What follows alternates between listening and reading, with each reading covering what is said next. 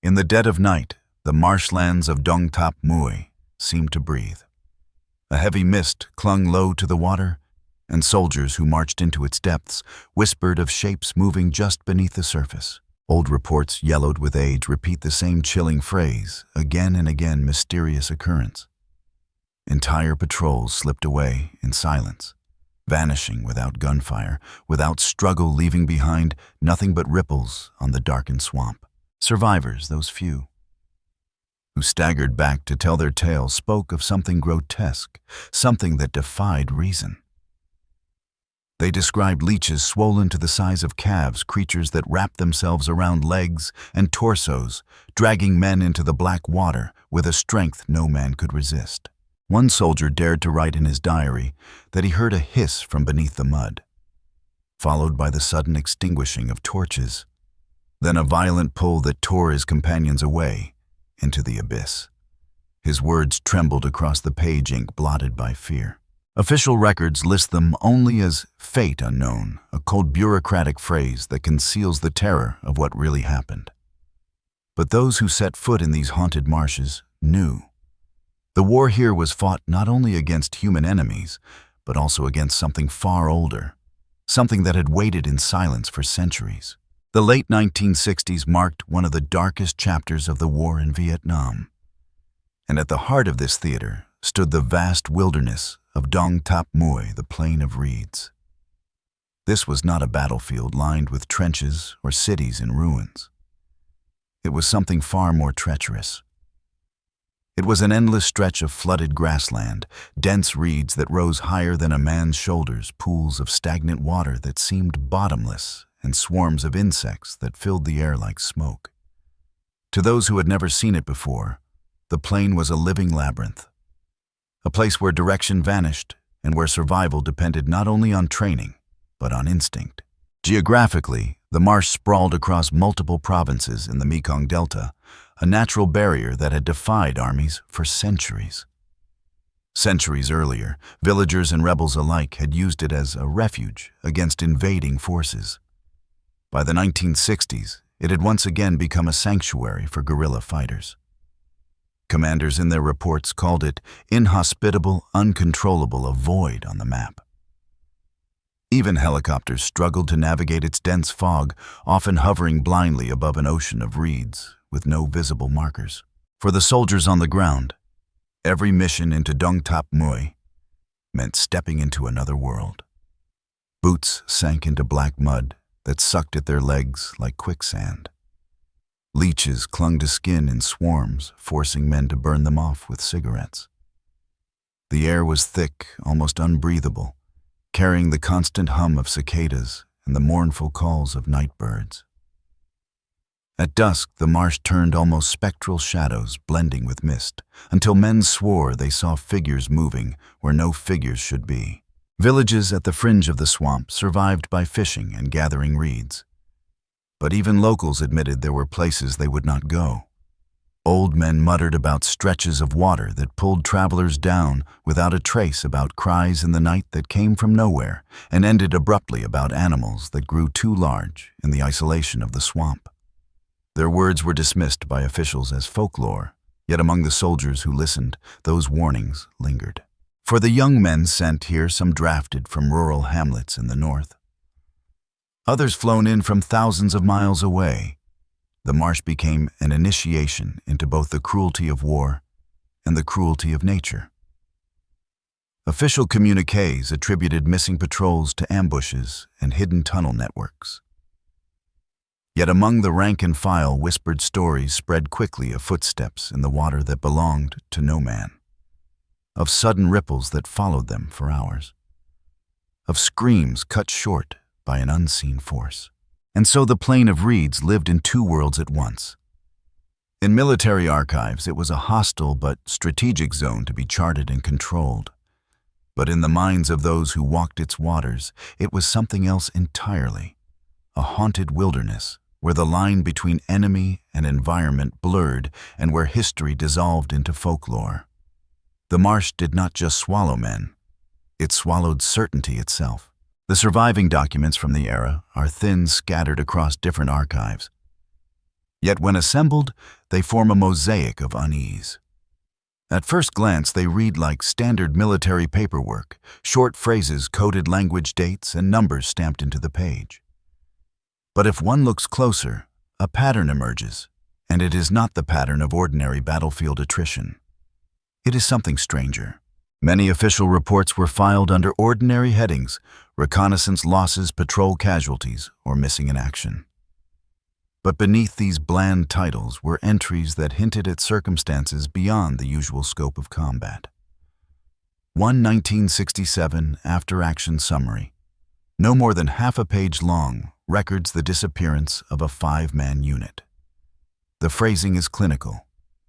No hostile contact reported. Final radio transmission static, unintelligible. Unit failed to return. Fate unknown.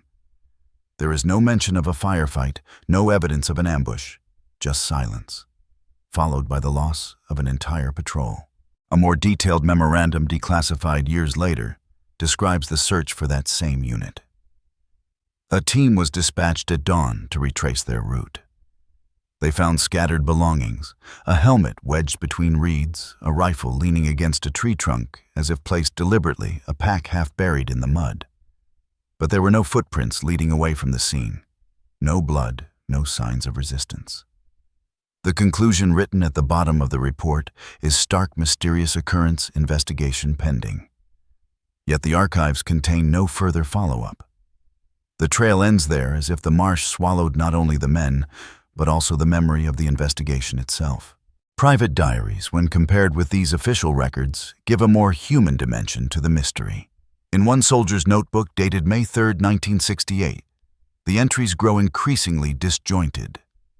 He begins by describing a normal patrol dawn departure, the oppressive heat reads rising higher than their heads. By midday, the water reached their waists every step, a battle against mud that clutched at their legs. Then the tone shifts. At dusk, Nam screamed, he wrote. Something latched on his leg. We pulled, but the swamp pulled back. His eyes were wild. Then he was gone. He describes frantic torchlight men calling Nam's name into the darkness, and then nothing, just the endless sound of water moving when no one dared move. The entry ends abruptly. The next page is blank, the ink smeared as though his hand shook too violently to continue. Even earlier sources outside the American War suggest this was not a new phenomenon. A French colonial officer during the Indochina conflict left behind a set of field notes that echo these later accounts.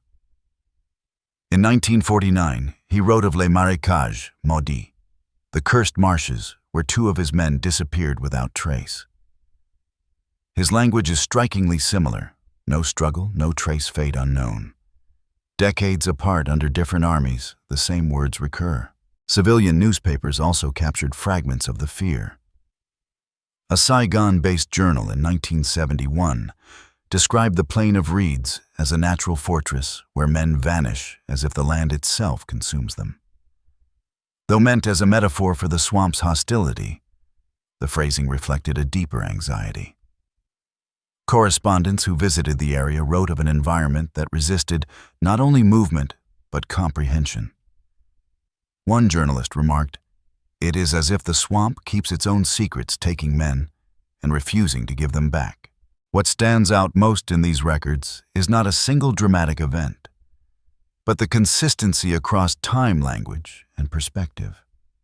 Soldiers from different armies, officers from different decades, reporters writing for different audiences all repeat the same elements. Disappearances without evidence of battle. Patrols erased without a sound.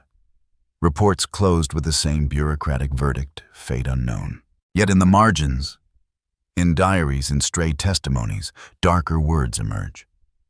Pulled under, unseen force, mysterious occurrence.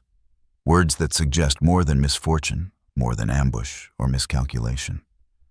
Words that leave open the possibility that something in Đồng Tháp Mười was at work beyond the human war. And it is in those gaps in the space between official silence and whispered recollection that the haunted reputation of the marsh begins to take shape. If the archives speak in cold fragments, The folklore of the Plain of Reeds breathes in whispers and shadows.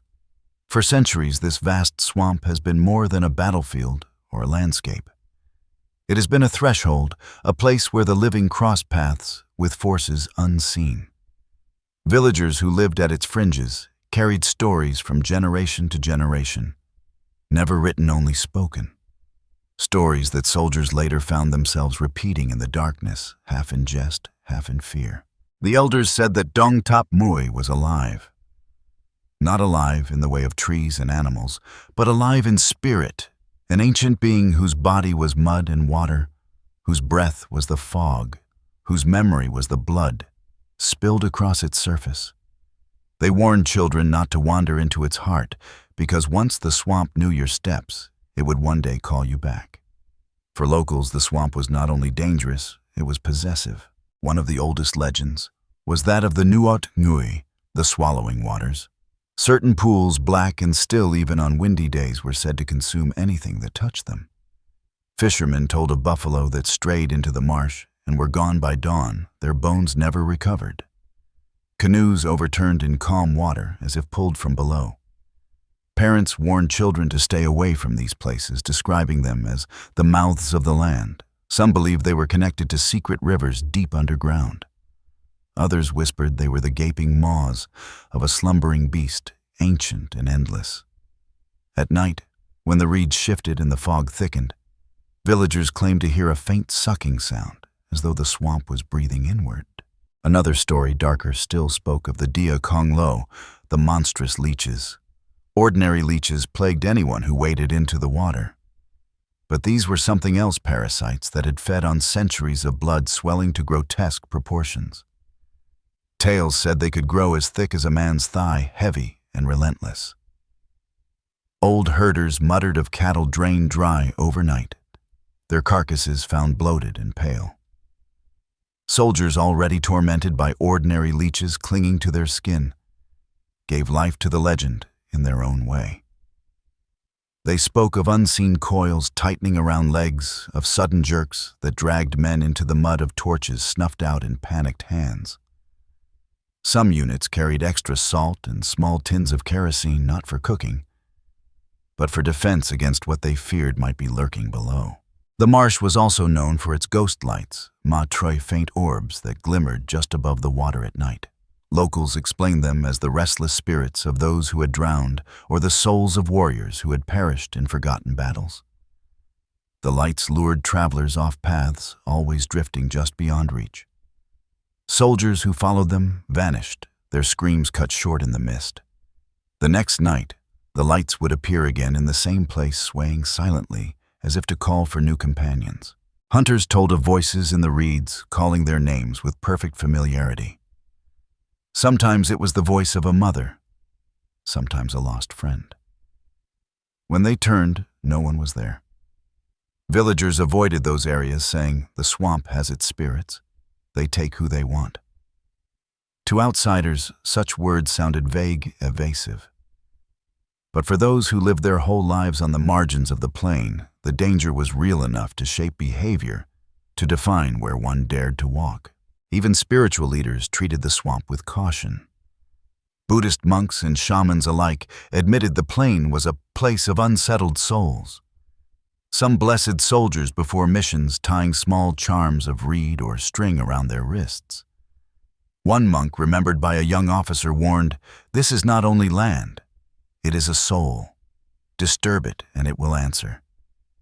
That warning was dismissed as superstition in the briefing room, but later written in the officer's own notes, it lingered. The swamp does not forgive. Over time, folklore and fact blurred into one. Soldiers brought their own fears. Locals shared their ancient stories, and soon no one could say where rumor ended and truth began. By day, the swamp was reeds and mud mosquitoes and silence.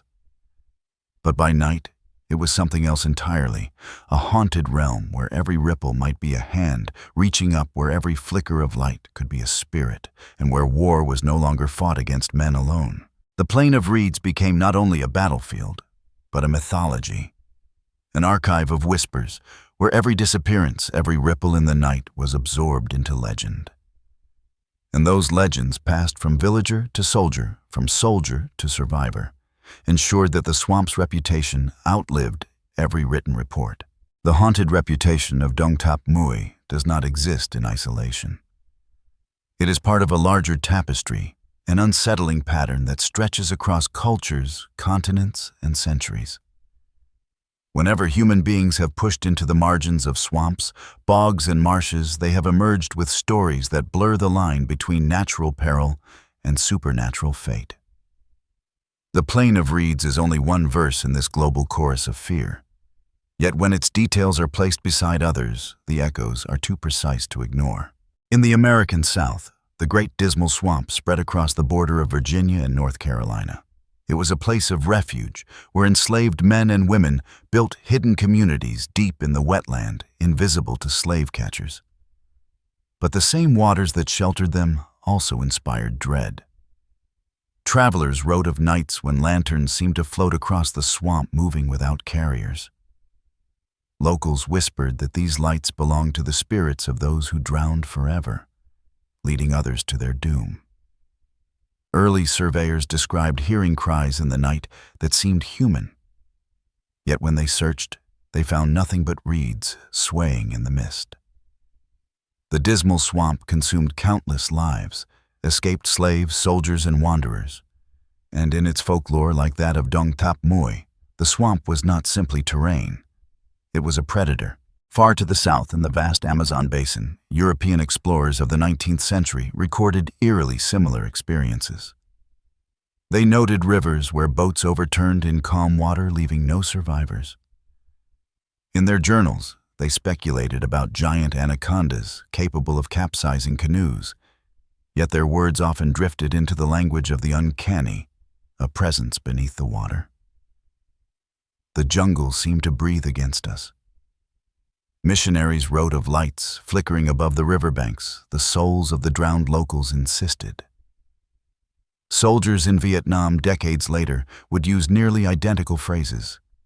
To them, the Plain of Reeds was filled with wandering lights and an unseen presence waiting underfoot. Even across the Atlantic in the boglands of Ireland and Scotland, the same motifs appear. For centuries, peasants warned of will-o'-the-wisps' spectral flames that lured night travelers off safe paths into marshes where they drowned. The medieval chroniclers who recorded these accounts used terms like phantom fire and strange vanishings.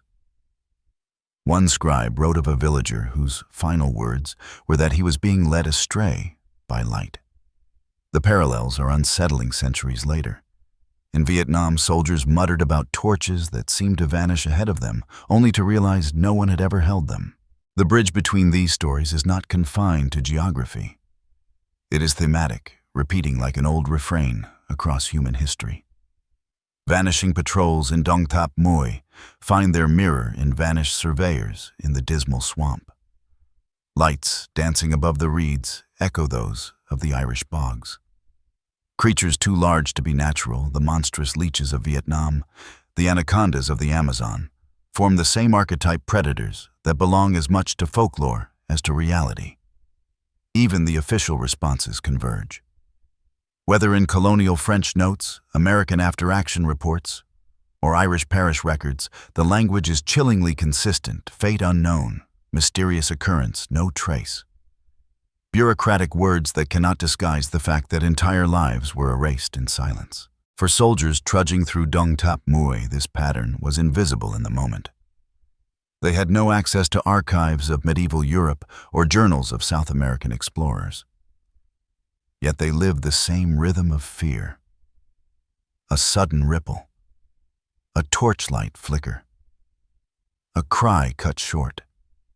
And later the same verdict: another companion gone, another entry closed in the logbook.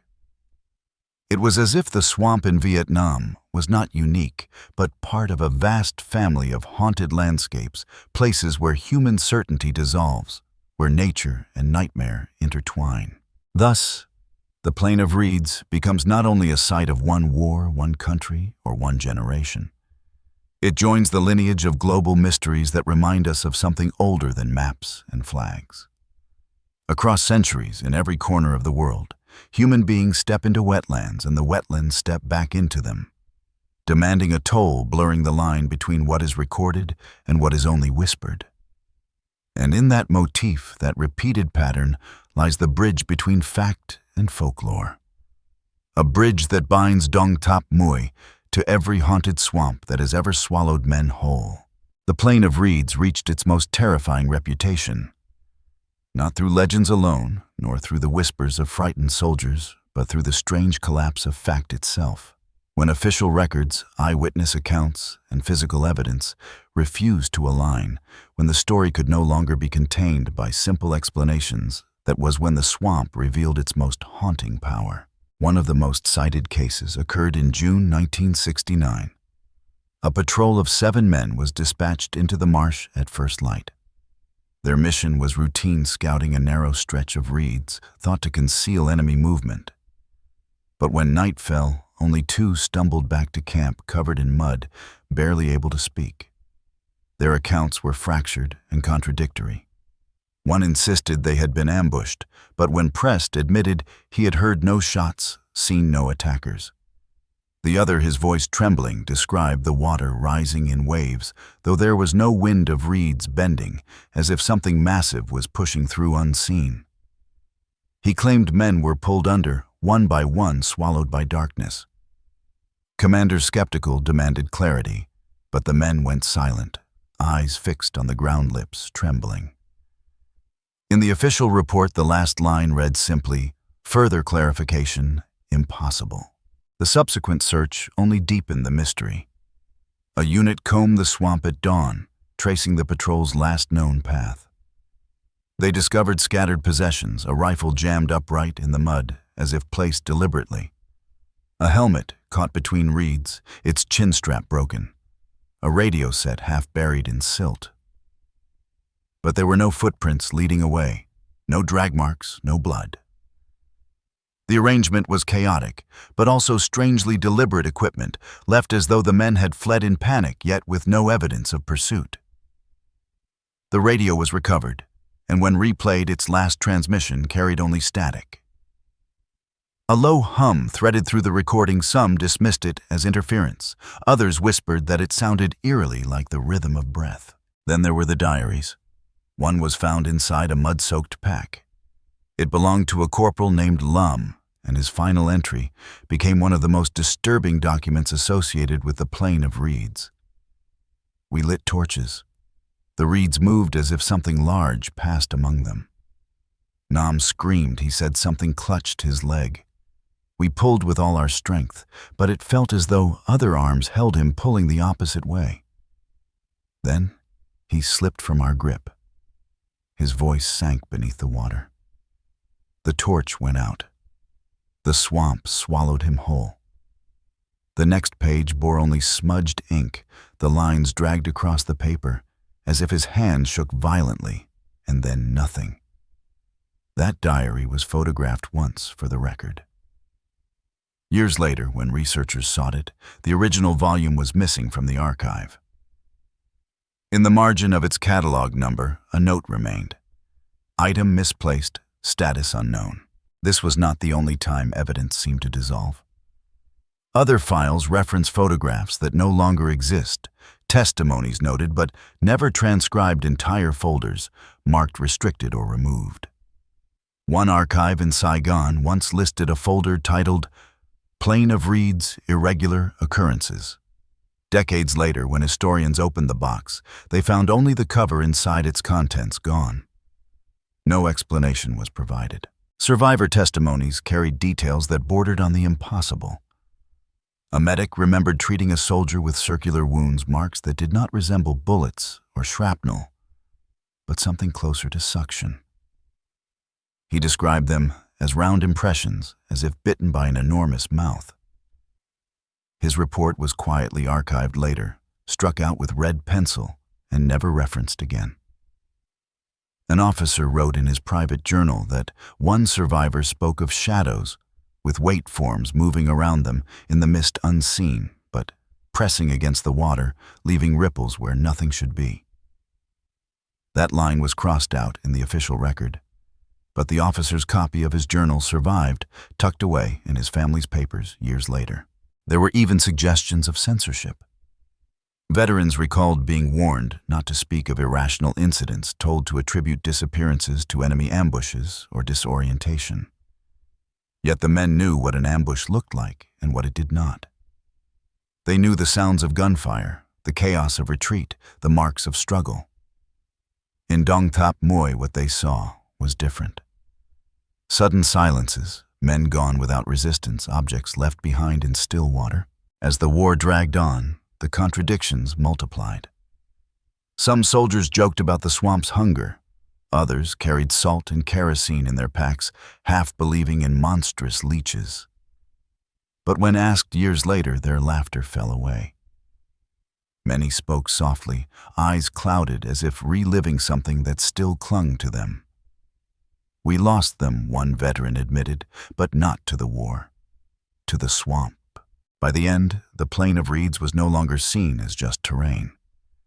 It was regarded as an adversary in its own right, an enemy that needed no weapons, fired no bullets, but claimed lives all the same. An enemy that erased not only men, but also the evidence of their disappearance, leaving behind silence, scattered belongings, and smudged words in fading diaries. The climax of Đồng Tháp Muy's mystery lies here in the erasure itself. Men-vanished objects reappeared in impossible ways, testimonies contradicted each other, and the archives themselves were thinned by absences. The swamp did not just consume bodies. It consumed memory, devouring fact, until only fragments remained. And those fragments, incomplete and unsettling, tell a story more haunting than any battlefield could record. The story of Đồng Tháp Mười closes not with certainty, but with echoes. The plain of reeds refuses to be contained by the neat boxes of official files or the cold phrasing of military communiques.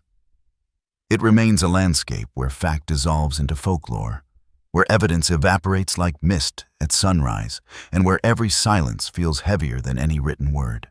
In the archives, the verdict is always the same: fate unknown. Yet those two words ring louder than entire volumes of explanation.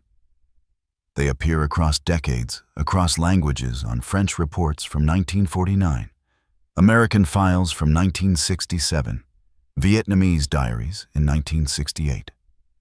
The repetition becomes a chant, a refrain that binds together generations of disappearances. Fate unknown, fate unknown, fate unknown.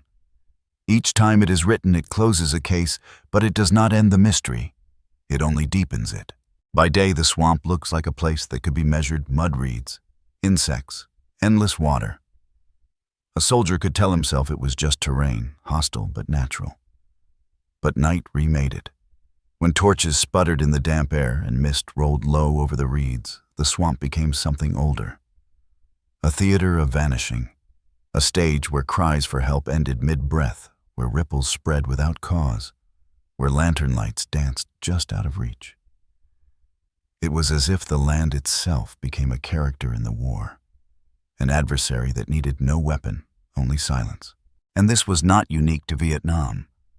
The echoes stretched outward across continents and centuries, to the great dismal swamp in America, where voices called out from nowhere, to the Amazon, where explorers wrote of rivers that consumed men whole, to the boglands of Ireland, where lights led travelers astray. Each landscape carried the same motif: vanishing lives, unanswered questions, bureaucratic notes that said little and explained less. Đồng Tháp Mười was simply the most recent verse in an ancient song of haunted wetlands. For those who lived beside it, the swamp was a spirit. Elders still whisper that certain waters know those who walk them and will one day reclaim them. Fishermen still avoid pools said to be bottomless. Monks still repeat their warnings softly. This is not only land, it is a soul. Disturb it and it will answer. Their words, once dismissed as superstition, now linger like prophecy. For the veterans who returned, the memory clings like mud. Some speak of comrades pulled under by invisible hands. Some recall the glow of ghost lights drifting over the reeds. Some refuse to speak at all. Time has passed, governments have changed, but their silences remain as heavy and telling as the words they cannot say. The swamp itself seems complicit in this silence. Equipment was found without bodies. Diaries surfaced only to vanish again. Reports were written and then censored, folders catalogued and then emptied. The swamp did not only consume men, it consumed the very evidence of their existence. In this, its power is unmatched, not only to erase life, but to erase memory. And so the Plain of Reeds endures not as a chapter neatly filed in the history of war, but as a living mystery. Its reeds still whisper, its waters still shift, its mists still glow faintly at night, carrying the same unease that soldiers felt half a century ago. Perhaps the truth lies in natural dangers, quicksand, unseen currents, swarms of predators. Perhaps the truth lies in folklore, spirits, curses, monsters born of blood. Or perhaps the truth lies in the fact that no explanation will ever be enough. What is it that claims lives in Đồng Tháp Mười? Was it the swamp itself, alive in a way no one dares admit? Was it the weight of war twisting memory into nightmare? Or was it something that predated both men and battles? Something that waits still beneath the mud? The questions remain unanswered, echoing like the refrain of the archives, fate unknown. And perhaps that is the final lesson. Some mysteries cannot be solved. Some landscapes are not meant to yield their secrets. The Plain of Reeds continues to breathe, to take, to erase, and to remind us that history is not only what is written, but also what is missing. You have just listened to another file from Classified History. If you wish to hear more, subscribe and walk with us again into the shadows, where fact dissolves into folklore and where the silence speaks louder than any record ever could.